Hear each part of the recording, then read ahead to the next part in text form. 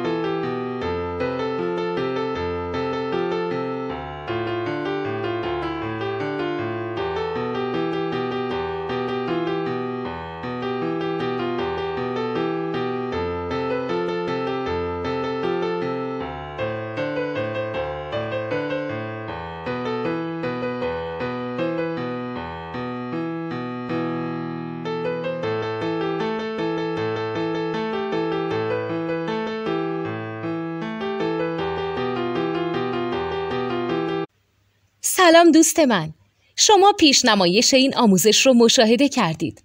برای دیدن آموزش به صورت کامل میتونید به وبسایت نوت 2 که مرجع آموزش موسیقی هست مراجعه کنید.